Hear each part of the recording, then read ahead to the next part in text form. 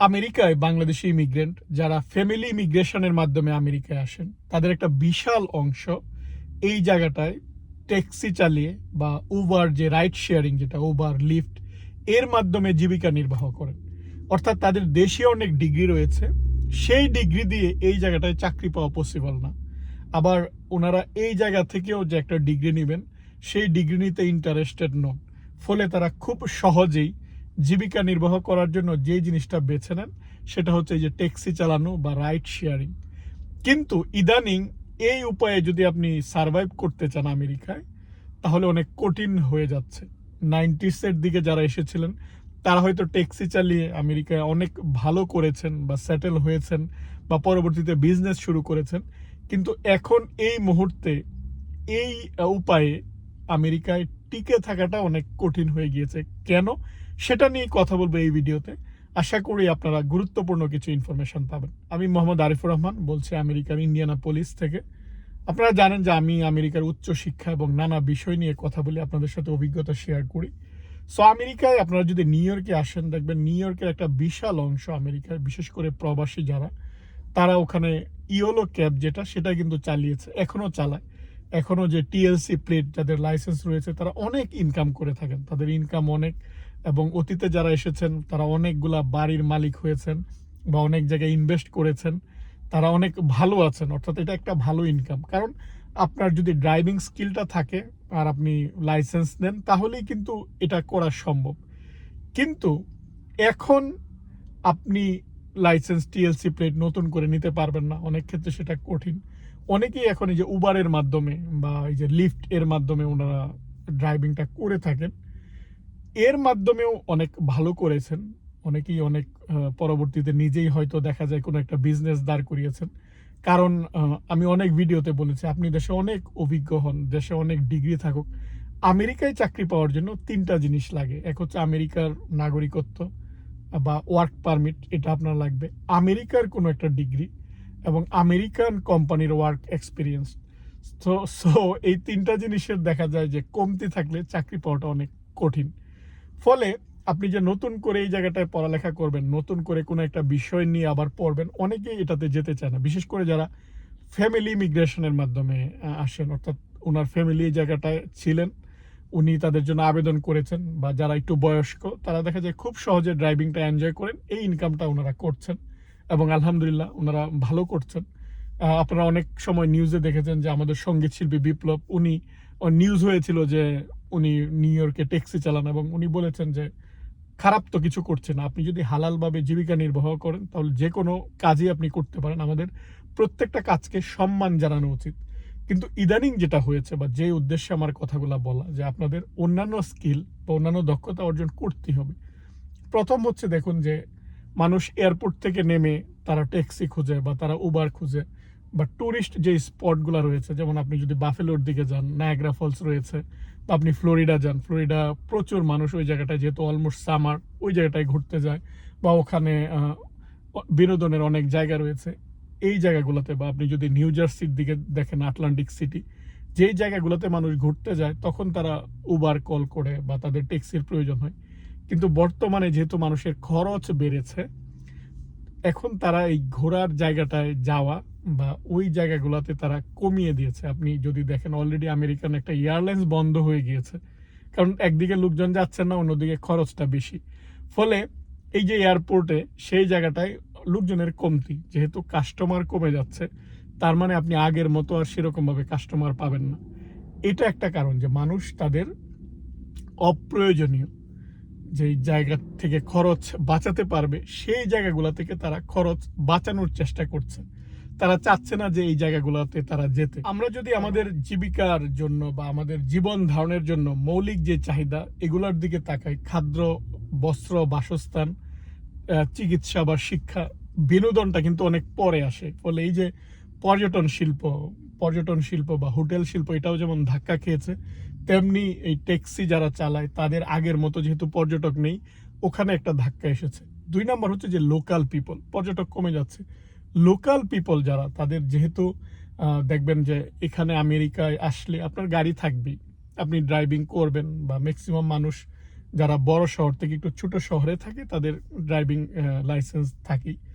আর maximum যারা immigrant বা যারা ঘুরতে আসে, যারা ট্যুরিস্ট ভিসায় আসছে বা যাদের বৈধ কাগজপত্র নাই, তারাই কিন্তু এই ট্যাক্সিতে ওঠে, তারাই কিন্তু এই রাইডগুলোতে ওঠে। যেহেতু আইস অনেক বেশি তৎপর, আইস লোকজনকে ধরে ধরে নিয়ে যাচ্ছে, বা ওই ট্রাম্প প্রশাসনের সময় অনেক বেশি ধরপাকড় শুরু হয়েছে, তারাও কিন্তু বেশি বের হচ্ছে না। ফলে এই মানুষগুলোর সংখ্যা কিন্তু কমে গিয়েছে। ফলে যারা এই যে ট্যাক্সি চালায় তাদের যে কাস্টমার মূলত এই মানুষগুলো, অর্থাৎ খুচরা যে মানুষগুলা যারা ছোট ছোট কাজের জন্য বের হতো, যারা কোনো একটা গ্রোসারিতে কাজ করতো, এই মানুষগুলা কমে যাচ্ছে, বা এই মানুষগুলা বের হচ্ছে না, বা এই মানুষগুলা তারা অপরিচিত কোনো কিছুর উপর তারা ভরসা করছে না। ফলে এটা একটা কারণ, অর্থাৎ আপনার লোকাল লোকাল যেই জায়গাটায় আপনি থাকবেন, পর্যটক ছাড়াও যে মানুষগুলো সচরাচর চলাচল করতো তাদের সংখ্যাটা কমে গিয়েছে। ৩ নাম্বার যদি আমি বলি যে আপনার কম্পিটিশনটা বেড়েছে।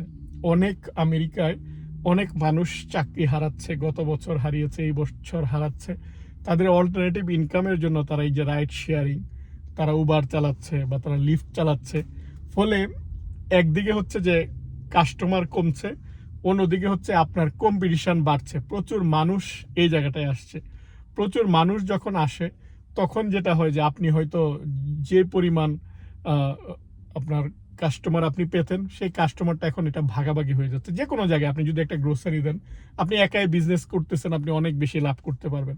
সেখানে যদি আরও কয়েকটা গ্রোসারি হয়, তাহলে গ্রোসারির কাস্টমার, একই তো কাস্টমার, আপনার এলাকার যে কাস্টমারগুলো ছিল সেটা ভাগ হয়ে যাচ্ছে। অন্যদিকে এখানে কাস্টমারও কমে যাচ্ছে। এটা ৪ নাম্বার যদি আমি আপনাদেরকে বলি যে যখন উবার লিফট এরাও একজন আরেকজনের সাথে কিন্তু কম্পিটিশন করছে, কে কত ভালো রেট দিবে। আমি উবার যেমন অ্যাপস ডাউনলোড করে রেখেছি, আমি লিফট অ্যাপস ডাউনলোড করে রেখেছি। প্রত্যেকেই দেখবেন প্রত্যেকটা অ্যাপস ডাউনলোড করে রাখে। তারা চেক করে দেখে যে কোন কোন অ্যাপসে তারা কম টাকায় যেতে পারবে, কোনটায় কখন অফার দিচ্ছে। ফলে তারাও, তাদের যেহেতু প্রচুর মানুষ এখন রাইড বা যারা চালাবে, যেহেতু তারা প্রচুর ড্রাইভার পাচ্ছে, ড্রাইভার পাওয়ার কারণে তারাও লোকজনকে অনেক বেশি অফার দিচ্ছে কাস্টমারকে।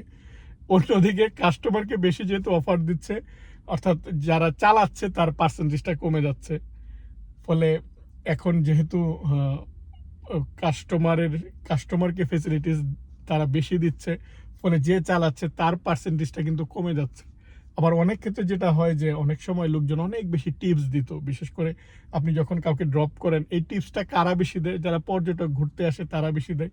যাদের অঢেল টাকা, বিশেষ করে এয়ারপোর্ট থেকে যাদেরকে পিক করা হয়, তারা হয়তো ঘুরতে এসেছে, তারা অনেক বেশি টিপস দিত। আমেরিকায় কিন্তু টিপস কালচারটা রয়েছে।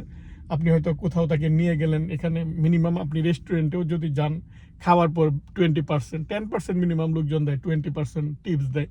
ফলে এই যে একটা টিপস লোকজন পেত, সেটাও এখন কমে যাচ্ছে। লোকজনের পকেটে টাকা না থাকলে সে এক্সট্রা কেন দিবে, সেটাও কমে যাচ্ছে।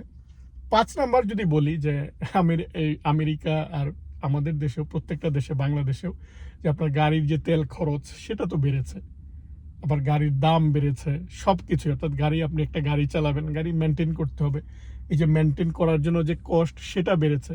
ফলে আপনি গাড়ির উপর যদি ডিপেন্ড করে, তাহলে গাড়ির উপর আপনি ইনকামের উপর নির্ভর করছেন, গাড়ি থেকে আপনি ইনকাম করছেন, গাড়ির পিছনে একটা খরচ বেড়েছে, আপনি ড্রাইভ করবেন, তেলের খরচটা বেড়েছে। অন্যদিকে কাস্টমার আপনাকে কম দিচ্ছে, কাস্টমারের সংখ্যা কমে গিয়েছে। উবার বা লিফট এরা, বা যে কোম্পানি, আপনি যে কোম্পানি থেকে ট্যাক্সিটা চালাবেন, সেই কোম্পানি তারা আবার দেখা যায় যে পার্সেন্টেজ যে শেয়ার সেটা কমিয়ে দিচ্ছে। ফলে সব দিক থেকে আপনি যদি দেখেন যে কাস্টমার কমে যাচ্ছে, কাস্টমার টিপস দিচ্ছে না বেশি, বা কাস্টমার বেশি টাকা দিতে যাচ্ছে না, যে কোম্পানির গাড়িটা চালাচ্ছেন কোম্পানি আপনাকে কম দিচ্ছে, আপনার আবার নিজস্ব যে খরচ সেটা বেড়ে যাচ্ছে। ফলে সব দিক থেকে ইনকামটা কিন্তু কমে যাচ্ছে। ফলে অতীতে যেটা একদম মানুষ অনেক বেশি ইনকাম করতো, সেই জায়গাটায় এখন দেখা যায় তার এটা উবার লিফট চালিয়ে বা গাড়ি চালিয়ে তার সার্ভাইভ করাটাই কঠিন হয়ে যাচ্ছে। ফলে আপনারা যারা ড্রাইভিং এর উপর ডিপেন্ড করে আছেন, তাদের অন্য একটা স্কিল, নতুন কোনো স্কিল আপনার শেখা উচিত, যেটার ডিমান্ড রয়েছে সবসময়, বা যেটার ডিমান্ড আসবে সেটা। আর যদি আপনার ভবিষ্যতে যারা আমেরিকায় আসবেন, বাংলাদেশ থেকে আপনারা অনেকেই ভিডিও দেখেন, এবং বয়স্ক যারা বা যারা ফ্যামিলি ইমিগ্রেশনে আসবেন তাদেরকে আমি অনেক বেশি পরামর্শ দিয়েছি। এর মধ্যে কিন্তু এই পরামর্শটাও দিয়েছি যে আপনারা ড্রাইভিংটা শিখে আসবেন। এখানে ড্রাইভিং থাকলে আপনি অনেক কাজ করতে পারবেন, অনেক ডেলিভারি জব রয়েছে, ফুড ডেলিভারি করতে পারবেন, গ্রোসারি ডেলিভারি করতে পারবেন। ফলে এটা এখন যেটা হচ্ছে যে আগে যেরকম ইনকামটা ছিল সেই ইনকামটা এখন আর আগের মতো হচ্ছে না, অর্থাৎ ইনকামটা এখন কমে গিয়েছে, বা ইনকামটা এখন হচ্ছে, ইনকাম হচ্ছে, কিন্তু এখানে কম্পিটিশনটা অনেক বেড়ে গিয়েছে। এখন আপনারা হয়তো জানতে চাচ্ছেন যে তাহলে উপায়টা কি? উপায় হচ্ছে যে নতুন নতুন স্কিল শেখা। আর্টিফিশিয়াল ইন্টেলিজেন্স যেমন আসছে, অনেক চাকরি কমে যাবে, আবার নতুন নতুন ক্ষেত্র তৈরি হবে। তাই আমাদেরকে কন্টিনিউয়াস নিজেকে ইমপ্রুভ করতে হয়। সময়ের সাথে টিকে থাকতে হলে এই পেশাগুলোও এরকম যে আপনি হয়তো একসময় যারা ইয়েলো ক্যাব চালাতো নিউ ইয়র্কে, তারা অনেক বেশি ইনকাম করতো। তাদের দেখা যায় এই ইনকাম দিয়ে তারা এখানে অনেক কিছু করেছে, বা আমেরিকান ড্রিম তারা ফুলফিল করতে পেরেছে। বা যারা উবার চালায়, উবার চালিয়েও তারা অনেক কিছু করেছে। এখন সেই 10 বছর আগের সময় বা 10 বছর পরের সময় কিন্তু আলাদা। এরকমভাবে কিন্তু অনেক পেশা চলে যায়, নতুন পেশা আসে। একসময় যারা টাইপিং, দেখুন টাইপিং একটা ভালো পেশা ছিল, বা যারা আপনি এই যে টাইপগুলা করতো, এখন কিন্তু সেই পেশাটা কিন্তু এখন আর নাই। আপনি এখন ওই পেশার উপর ডিপেন্ড করতে পারবেন না। এরকমভাবে অনেক পেশা কিন্তু সময়ের সাথে সাথে কিন্তু হারিয়ে যায়। ফলে ওই মানুষগুলোকে টিকে থাকার জন্য নতুন পেশা শিখতে হয়। আবার এই যে এখন অটোমেটিক যেই কারগুলো আসছে, অর্থাৎ অটো ড্রাইভ দেয়া থাকবে, বা আপনার যে ড্রাইভারলেস ট্যাক্সিগুলো অলরেডি নিউ ইয়র্কে কিন্তু চলে। আস্তে আস্তে কিন্তু এটা বাড়বে। ফলে এই যে ড্রাইভিং এর যেই চাকরিটা, সেটা কিন্তু আস্তে আস্তে অটোমেশনের কারণে এটা হারাবেই। আজ হোক কাল হোক হারাবে। এটার উপর কিন্তু ভবিষ্যতে ডিপেন্ড করা যাবে না। এখন একটা খারাপ সময় যাচ্ছে, এই সময়টা আরো খারাপ হতে পারে। ফলে আমাদের উচিত নতুন নতুন স্কিল শেখা। যে আমি এখন একটা স্কিলের এই যুগে, বা উন্নত দেশগুলোতে, সেটা বাংলাদেশের ক্ষেত্রেও সম্ভব, আপনি এখন একটা চাকরি বা একটা জব, একটা স্কিলের উপর ডিপেন্ড করে চলতে পারবেন না। বিশ্বটা প্রতিনিয়ত চেঞ্জ হচ্ছে। এই মুহূর্তে আপনাকেও পরিবর্তনের সাথে নিজেকেও নতুন নতুন স্কিল আয়ত্ত করতে হবে, তা না হলে টিকাটা অনেক কঠিন। ওয়ারেন বাফেট উনি একটা কথা বলেছেন যে আপনার চাকরি বা একটাই যদি আপনার একটা ইনকাম সোর্স থাকে, এটার উপরেই যদি আপনি ডিপেন্ড হয়ে থাকেন, তাহলে দরিদ্রতার আপনি খুব কাছাকাছি আছেন। অর্থাৎ আপনি এই সময় যদি ওই চাকরিটা চলে যায়, আপনার অল্টারনেটিভ প্ল্যান কি? সো আমাদের প্রত্যেকটা মানুষের এখন এই সময়ে, বিশেষ করে যেটার উপর আমরা ডিপেন্ড করে আছি, এর বিকল্প কি সেটা আমাদের ভাবতে হবে, বিকল্প অপশান রাখতে হবে। ফলে এখন এই যে রাইড শেয়ারিং, বা এটা খুব ভালো, ভবিষ্যতেও হয়তো এরকম থাকবে না, একদম যে চলে যাবে তা না, কিন্তু যেটা যে আপনি যদি এটার উপরেই শুধু ডিপেন্ড করে থাকেন, যেটা হচ্ছে যেহেতু কম্পিটিশনটা অনেক বাড়ছে, যেহেতু এটার উপর ইনকামটা অনেক কমে যাচ্ছে, ফলে শুধুমাত্র এটার উপর ফুল টাইম ডিপেন্ড করে থাকাটা বা অনেক কঠিন হয়ে যাবে, বা এটা নিয়ে চলা তখন আপনার, অর্থাৎ শুধুমাত্র একটার উপর ডিপেন্ড করে আপনি এই ইনকামের উপর ডিপেন্ড করে যদি চলতে চান, সেটা অনেক কঠিন হয়ে যাবে। তাই দেখলাম যে এটা নিয়ে অনেক আলোচনা হচ্ছে, বিশেষ করে যারা ড্রাইভ করেন তারাই শেয়ার করছেন যে আগের মতো সেরকম ইনকাম নেই।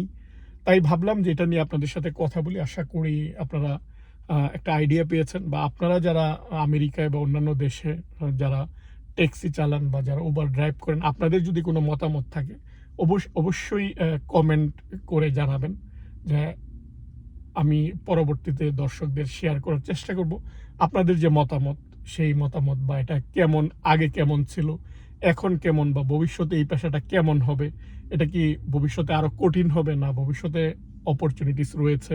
যদি আপনাদের মনে হয় না এটা আস্তে আস্তে কমছে, খারাপ সময় যাচ্ছে, ভবিষ্যতে আরো ভালো হবে, বা এটার উপর শুধুমাত্র এর উপর নির্ভর করে টিকে থাকলেও কোনো সমস্যা নেই, তাহলে আপনারা আপনাদের মতামত অবশ্যই শেয়ার করবেন। আমি পরবর্তীতে সেটা আবার দর্শকদেরকে শেয়ার করার চেষ্টা করব।